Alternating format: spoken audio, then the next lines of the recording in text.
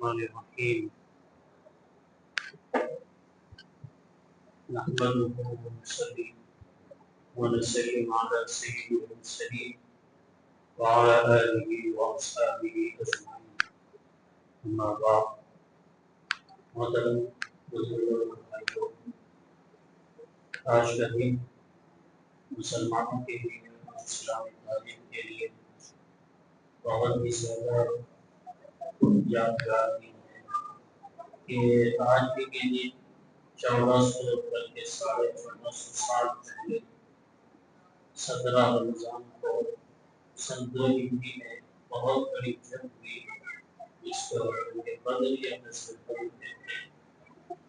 اگرچہ کہ اس سے پہلے بھی چھوٹی چھوٹی جنگیں ہو چکی ہیں، چھوٹے چھوٹے غزوات ہو چکے ہیں، لیکن اس کے باوجود اس کو پہلی جنگ کہتے ہیں، یعنی اسلام کی سب سے پہلی بڑی جنگ۔ چھوٹے چھوٹے جذبات ہو چکے، غزوہ انفال، غزوہ عشیرہ وغیرہ، لیکن بڑی جو جنگ تھی اسلام کی سب سے پہلی جنگ تھی، اور اس جنگ کی اس اعتبار سے بھی اہمیت ہے، اس لیے بھی اس کو یاد کرنا اور اس کا تذکرہ کرنے رہنا ضروری ہے کہ سیرت نگاروں نے لکھا ہے کہ اس کے بعد جتنے بھی جنگیں ہوئی ہیں، غزوات ہوئے، وہ سب کا سب غزوہ بدر کا نظام اور غزوہ بدر کی برکتیں ہیں۔ اللہ تبارک و تعالیٰ نے غزوہ بدر کے اندر اسلام اور مسلمانوں کو جو کامیابی عطا فرمائی تھی، اسی کے نتیجے میں آگے کی اللہ تبارک و تعالیٰ نے اور بھی جنگوں کے اندر مسلمانوں کو کامیابی عطا فرمائی۔ اللہ تعالیٰ نے اسی لیے قرآن مجید میں غزوہ بدر کو یوم الفرقان کہا ہے کہ یہ حق اور باطل کی پہچان ہے۔ حق اور باطل کے درمیان ایک بہت بڑا خط فاصل اور حد فاصل ہے۔ اس جنگ کے اندر کامیابی کے بعد قیامت تک کے لیے یہ بات دنیا کے دروازے کھل چکی ہے کہ اسلام ہی حق ہے، اس کے مقابلے میں کفر ہے، شرک ہے، بت پرستی ہے، یہ سب سے سب باطل ہے۔ اسی لیے اس کو یوم الفرقان کہا گیا ہے۔ علماء نے جو صحابہ کرام کی کیٹیگری اور درجہ بندی فرمائی ہے، ان میں سب سے اعلیٰ درجے کے وہ صحابہ جو ہیں جن کو اللہ تعالیٰ نے غزوہ بدر کے اندر شرکت کی سعادت عطا فرمائی ہے۔ بہرحال غزوہ بدر کی بہت بڑی اہمیت ہے۔ اس کی شروعات اس طرح ہوئی کہ رسول کریم صلی اللہ علیہ وسلم اور صحابہ نے یہ سوچا کہ ملک شام سے ابو سفیان جو نبی اس وقت مسلمان نہیں ہوئے، اور ایک بڑی حیرت انگیز بات یہ ہے کہ اسلام کے خلاف اتنی جنگیں ہوئی، فتح مکہ سے پہلے اسلام کے خلاف اور پیغمبر اسلام کے خلاف ہر جنگ میں آگے رہنے والی شخصیت کا نام ابو سفیان ہے۔ بعد میں فتح مکہ کے موقع پر اللہ تعالیٰ نے ان کو اسلام کی دولت سے سرفراز کیا۔ تو ابو سفیان جو بھی اس وقت مسلمان نہیں ہوئے تھے، وہ ملک شام کو سیریا سے تجارت کا ایک بڑا سامان اور سرمایہ لے کر واپس ہو رہے تھے۔ مکے کا علاقہ چونکہ زیادہ تر ان کا اکنامیکل بیسس جو تھی تجارت کی تھی، ان کی معیشت کی بنیاد، تو صحابہ اور اللہ کے نبی نے سوچا کہ ان کی طاقت اور قوت اور زور کو توڑنے کے لیے ان کے مالیے کو کنٹرول کرنا ضروری ہے۔ اسی وجہ سے علماء کے درمیان، سیرت نگاروں کے درمیان اختلاف ہے کہ غزوہ بدر جو ہے وہ اقدامی تھی یا دفاعی تھی، ایکشن والی تھی یا ڈیفنس والی تھی۔ اس کے جو ہے ایکشن وار کے بھی دلائل موجود ہے۔ تو اس سے اندازہ ہوتا ہے کہ یہ غزوہ بدر جو ہے وہ ڈیفنس والی نہیں تھی بلکہ ایکشن والی تھی۔ اس لیے یہ صحابہ نے ابو سفیان کے لشکر کو روکنا چاہا، مگر ابو سفیان بہت چالاک آدمی تھے، وہ کسی طریقے سے بچ بچا کر نکل گئے، اور ابھی مکے میں داخل ہونے سے پہلے انہوں نے مکے والوں کو اور مکے کے سرداروں کو یہ پیغام بھیجا کہ مسلمانوں کی اتنی جرأت ہو گئی ہے کہ وہ ہم پر حملہ کرنے کی سوچ رہے ہیں، اسی لیے مدینے پر زوردار اور زبردست حملہ اور اٹیک کرنے کے لیے زبردست طریقے سے تیاری کی جائے۔ بہرحال تیاری ہوئی اور ابو جہل کی قیادت میں اور کمانڈری میں بڑا لشکر، ابھی آپ نے سنا 1000 افراد پر مشتمل، جن کے پاس سواریاں بھی تھیں، ہتھیار بھی بہت زیادہ تھے، وہاں سے نکلے۔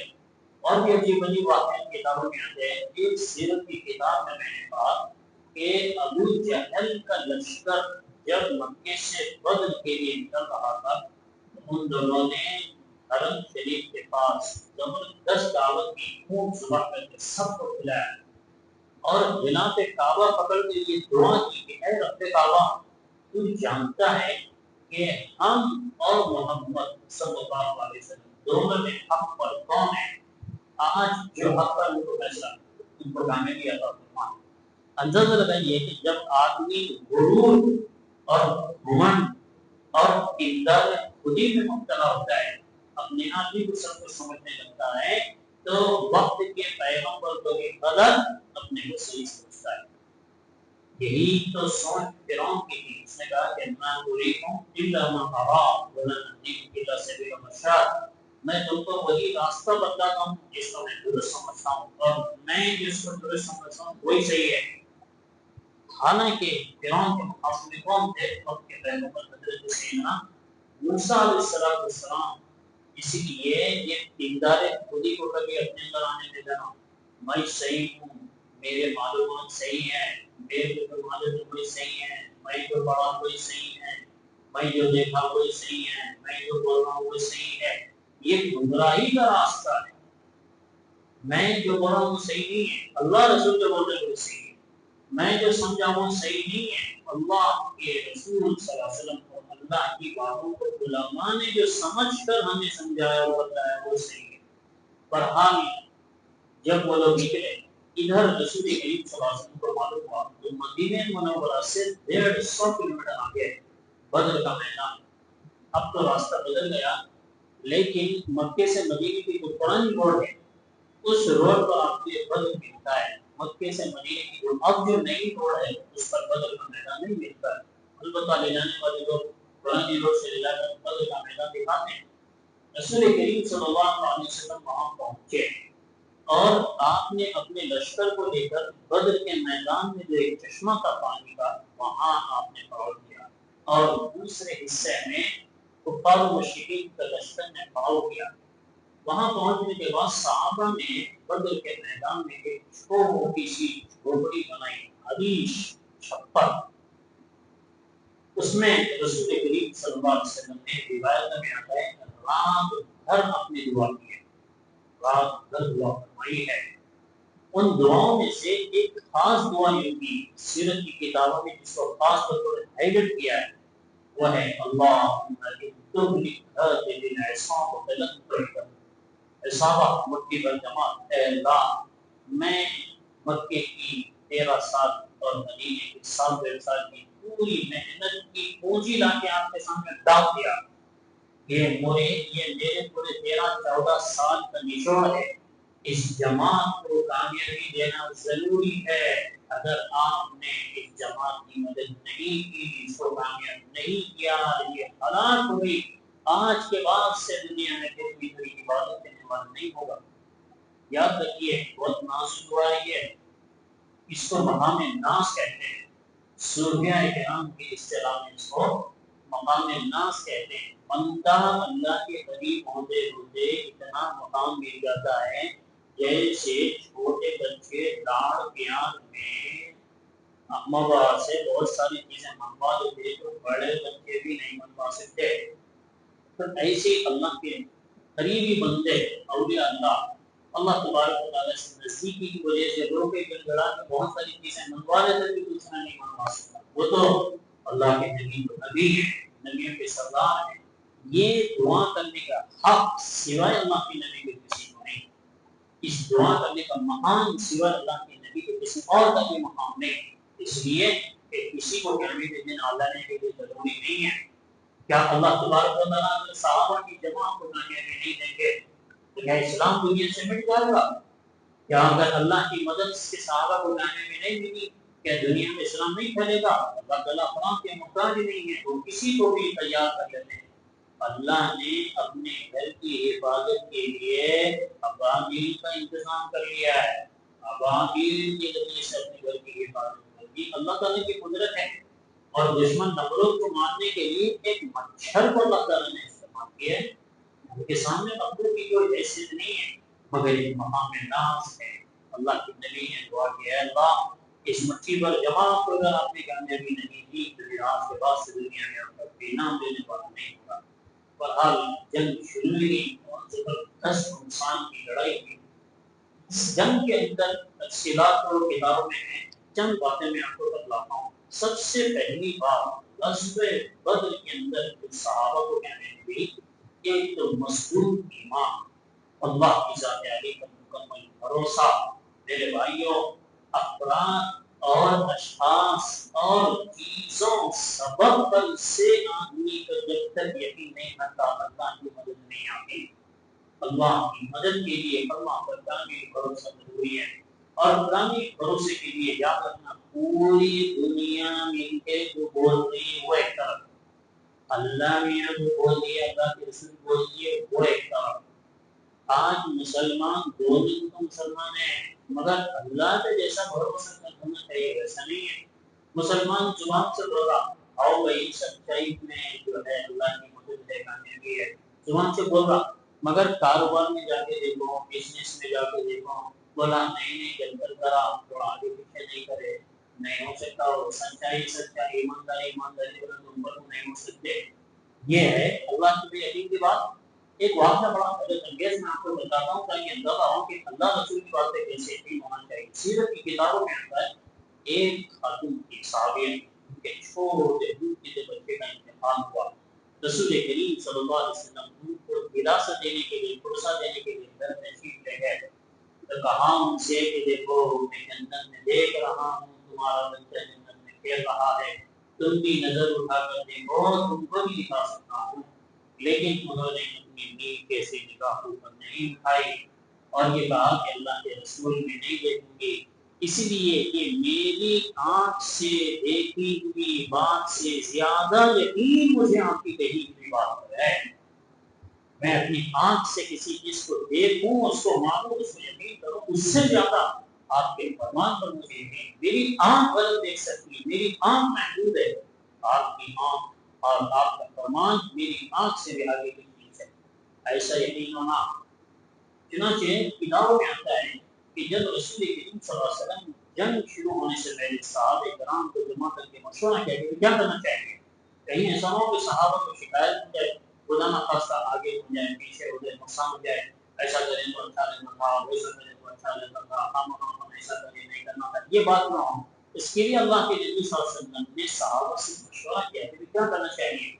سب سے پہلے مہاجرین میں حضرت سیدنا ابو بکر صدیق رضی اللہ عنہ نے سمجھا کہ شاید اللہ کے نبی یہ چاہتے ہیں کہ ہماری طرف سے غلاموں کا اظہار کہا کہ اللہ کے رسول آپ جو حکم دیں ہم اس کے لیے تیار ہیں، آپ جو فیصلہ فرمائیں اس کے لیے تیار ہیں۔ ادھر مہاجرین انصار میں حضرت سعد بن معاذ اور دیگر صحابہ نے کہا کہ اللہ کے رسول آپ کے فیصلے سے ہم مکمل راضی ہیں۔ چنانچہ انصار صحابہ نے کہا کہ ہم وہ نہیں ہیں جنہوں نے میدان تیہ میں حضرت موسیٰ علیہ السلام سے کہا تھا جس کا یہ واقعہ، یہ جس بات کو اللہ نے قرآن میں بھی سورہ مائدہ کے اندر نقل کیا کہ دل تھا بدن کا معرب تقاتل انہا مقاعد، آپ اور آپ کا تب دونوں مل کے جاتے کریے، ہم لوگ ایدی ہونے نہیں بیٹھے ہوئے رہتے مسار کے۔ البتہ جنگ کر کے ملک شام کو کامیاب کر کے بغٹ میں لا کے قصد میں دیو وہاں کی جاگی کوئی ہم دے دیتے، وہ جا کے لڑنا بنا ہمارے سے نہیں ہوتا۔ صحابہ نے کہا کہ جیسے موسیٰ علیہ السلام کے قوم نے کہا ہم کو کہنے والے نہیں ہیں، ہم برابر آپ کے شان بشانہ۔ یہاں تک کہ بعض صحابہ نے کہا کہ اگر آپ سمندر میں بھی گھوڑوں کو ڈالنے کا حکم دیں گے تو ڈال دیں گے۔ اللہ کے نبی نے دیکھا کہ صحابہ کرام کی جان ساری ہے، کیا معلوم ہوا اللہ کی ذات پر بھروسہ اور نبی کی بات پر اعتماد۔ پہلی بات کیا ہوا ہمیں اللہ کی ذات پر مکمل بھروسہ، چیزوں پہ نہیں، افراد پہ نہیں، پیسوں پہ نہیں، دنیا کے اسباب پر نہیں۔ دوسرا اللہ رسول کی باتوں پر مکمل اعتماد کر کے مکمل ان کی اطاعت فرمانبرداری۔ کسی قسم کی تعبیرات نہیں. اسی لیے علامہ اقبال کو وہ شعر یاد رکھنا چاہیے کہ لاکھ حکیم سر بجے، لاکھ حکیم سر بجے، ایک کلیم سر بٹک. کامیابی جو ملتی ہے وہ سر بٹک ہونے سے ملتی ہے، سر بجے ہونے سے کامیابی نہیں ملتی. یعنی کیا مطلب؟ کچھ بھی کرو بولے اللہ کا حکم آیا ایسا ایسا ہے، ایسا نہیں کرے تو نہیں کرتا کیا؟ وہ زمانے میں ضروری ہے کیا؟ وہ زمانے میں کے حالات الگ ہیں، اس زمانے کے حالات ہیں، سب بیکار پردو قسم کی تعبیروں سے اللہ کی مدد نہیں آتی. آنکھ بند کر کے اللہ رسول کی باتوں کو ماننا، جی کی چاہتوں کو چھوڑنا پڑتا ہے، جی کی چاہتوں کو چھوڑنا پڑتا ہے. دوسری بات، تیسری بات یہ ہے بھائیو، آپس میں یونٹی. صحابہ کرام نے آپس میں اتحاد کا مظاہرہ کیا، صحابہ متحد تھے. یہ تین چیزوں میں آج ہماری زندگی میں بہت زیادہ کمی ہے. اسی لیے آج ہم اللہ کی مدد سے محروم ہیں، اللہ تعالیٰ کی مدد سے محروم. ہمارے اندر اتحاد نہیں ہے. میں ایک واقعہ میں آپ کو سناتا ہوں تاکہ اندازہ ہو کہ ہم آپسی اتحاد نہیں ہونے کی وجہ سے، اختلاف کی وجہ سے کتنے بڑے نقصان سے درکار ہو رہے ہیں. ایک صاحب کے پاس گھر میں بیوی تھی، گھر میں بیویاں ہوتے ہیں نا، کبھی جو ہے وہ دودھ میں منہ ڈال دے رہی، کبھی تیل میں منہ ڈال کے چائے ختم کر دے رہی، کبھی سالن میں منہ ڈال کے گوشت نکال دے رہی. کیا دن تھوڑے دے پھر بات کی آ جائے. تو ایک حکیم صاحب تھے، حکیم بدل یہ دوائیں دینے والے نہیں، پہلے زمانے میں ہوشیار آدمی کو حکیم بدل دے حکیم.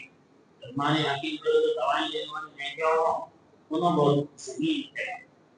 اس کو بولے کہ گھر میں بیٹی کو پریشان کر کے ساتھ کیا کروں؟ بولے یہاں آرا آتا نا، ایکسل پٹی ہوتے ہیں آرا، اس کو جو ہے وہ گندا نہیں ہوتے، تو گھر میں جا کے آرا رکھو اور کھڑا رکھو، آڑا میں کھڑا رکھو، اس کے اوپر کی جو دانتا ہے نا اس کے اوپر تھوڑا دودھ ڈال کے رکھو. اور انہوں نے رکھا ہوا اسی.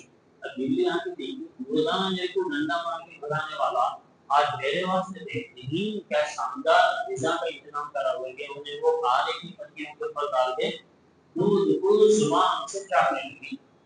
چنانچہ تھوڑی دیر تک دودھ تھا ختم ہو گیا. اس کے بعد کیا ہوا؟ اس کی زبان کٹنا شروع ہوئی. زبان کٹی تو زبان کا خون نکلنے لگا اور اپنے خون کو چاٹنے لگی. آپ کو معلوم ہونا چاہیے کہ ہر کسانی چیز بیوی کو بہت پسند ہے، ہر کسانی چیز بیوی کو بہت پسند ہے. دودھ کے اندر کسانہ پن ہوتا سب سے پی جاتی بیوی. اب خون کے اندر تو دودھ سے بھی زیادہ کسانہ پن ہوتا، تو اس کو دودھ ختم ہونے کے بعد اپنی زبان سے نکلا ہوا خون کا مزہ آنے لگا، چاٹنے لگی. ہوتے ہوتے ہوتے بڑا حصہ خون کا بہہ گیا. تب پتا چلا وہ چٹ کرا کے دھڑام سے گر پڑی. میں تو خود اپنی زبان کے خون سے اپنی زبان کو کاٹ رہی. اسی طریقے سے آج مسلمانوں کو مسلمانوں سے کاٹا جا رہا ہے، مسلمانوں کو مذہب کے نام پہ کاٹا جا رہا ہے، مسلمانوں کو دین کے نام پہ کاٹا جا رہا ہے. ہم نے خدا کا شکار ہے، لڑائی جھگڑے کا شکار ہے. پوری دنیا کے مسلمان متحد ہونا تو دور کی بات ہے، ایک ملک کے مسلمان متحد نہیں ہے. ایک ملک کے مسلمان متحد ہونا تو دور کی بات ہے، ایک ریاست کے مسلمان متحد نہیں ہے. ریاست کے مسلمان متحد ہونا تو دور کی بات ہے، شہر کے مسلمان متحد نہیں ہے. شہر کے مسلمان تو دور کی بات ہے، محلے کے نہیں ہے، محلے تو دور کی بات ہے، گلی کے نہیں ہے، گلی تو دور کی بات ہے، گھر میں متحد نہیں ہے. دو بھائیاں ہیں، ایک ہی ماں باپ سے پیدا ہوئے، ایک دروازے سے نکلتے جاتے، ایک گھر کے نیچے رہتے. انہیں عید کو ہے، انہیں ملک کو ہے، انہیں مشرق میں ہے تو انہیں مغرب میں ہے. اس کی صورت کو نہیں دیکھنا چاہتے ہیں. بھائیوں کی آپسی نفرتوں کو ختم کرنا، لڑائی جھگڑے کو ختم کرنا، آپسی اتحاد، دین اسلام. اور آخری بات یہ ہے کہ دین کے خاطر ہر قسم کے قربان دینے کے لیے تیار ہونا، تب جا کر اللہ کی مدد آتی ہے. آپ دیکھیے پوری مسجد بھری ہوئی تھی نماز میں تقریباً نیچے تک کا حصہ بھرا ہوا تھا. اعلان بھی کرے منصا اور یہ منصا یہ اعلان کرے، مگر اس کے باوجود بھی بڑی تعداد چلی گئی. کسی کو کوئی کام کی ضرورت نہیں ہے، دین کے بعد بھی ان کو غزوہ بدر کے پیغام کی ضرورت نہیں ہے. ہے ضرورت ایک کو ہے، مگر لاپرواہی دین کے خاطر مل کر لاپرواہی ختم نہیں ہوگی، اللہ کی مدد نہیں آ سکتی. دین کے خاطر دین کے تعلق سے لاپرواہی اور غفلت ختم نہیں ہوگی. یاد رکھنا چاہیے کہ مسلمان بے عزتی، ذلت اور رسوائی سے کبھی آگے نہیں بڑھ سکتے. بران بھائیوں، غزوہ بدر ایک بہت تاریخ کا اہم ترین باب ہے، اس کو یاد رکھنا ضروری ہے، اس کو زندہ رکھنا ضروری ہے، اپنے سینہ میں اس کی یادیں تازہ ہونا چاہیے، اپنے دل و دماغ میں اس کا استحضار ہونا ضروری ہے، بار بار غزوہ بدر کے واقعہ سنتے رہنا۔ اور دیکھیے بے شمار معجزات اس موقع پر ظاہر ہوئے۔ حضرت مقداد اور ایک دوسرے صحابی کے بارے میں آتا ہے کہ ان کے پاس ایک لکڑی کا ٹکڑا تھا، رسول کریم صلی اللہ علیہ وسلم نے ان کو دیا تو ان کے ہاتھ میں جانے کے بعد وہ لکڑی کا ٹکڑا تلوار ہو گیا، ایک نہیں دو واقعہ میں سے پیش آئے۔ اور کل جنگ شروع ہونے والی ہے، ایک دن پہلے اللہ کے نبی فرمانے امام بنی کا، ابو جہل بنی کا، امیہ بن خلف بنی کا، عتبہ بن شیبہ بنی کا نام لے لے کر اللہ کے نبی نے جن کو اپوائنٹمنٹ دیا تھا، جب جنگ ختم ہو گئی اور میدان جنگ کے حالات کا جائزہ لینے کے لیے صحابہ نکلے تو دیکھا کہ اللہ کے نبی صلی اللہ علیہ وسلم نے اس کی موت کے بارے میں جو ڈساپوائنٹڈ کیا تھا، برابر نہیں اس کے علاوہ۔ اور چھوٹے چھوٹے صحابہ بھی، محبت معاذ جنہوں نے چھوٹے بچے تھے، ان دونوں نے مل کر ابو جہل جیسے سرما کو مارا، بچے بچوں کے اندر ایسے جذبات، اور اللہ تعالیٰ اپنے کرم سے ہم سب کو نیک طریقے پر عطا فرمائے۔ اور یہ تعمیر ملت کی اس طرح کے جو ہے جلسوں کے ذریعے سے مسلمانوں میں اللہ تعالیٰ اپنے دین کو لے کر نیا جذبہ عطا فرمائے، اور غزوہ بدر کی یادوں کو اللہ تعالیٰ ہماری نسلوں میں تازہ فرما دے۔ آمین۔ وآخر دعوانا الحمد للہ رب العالمین۔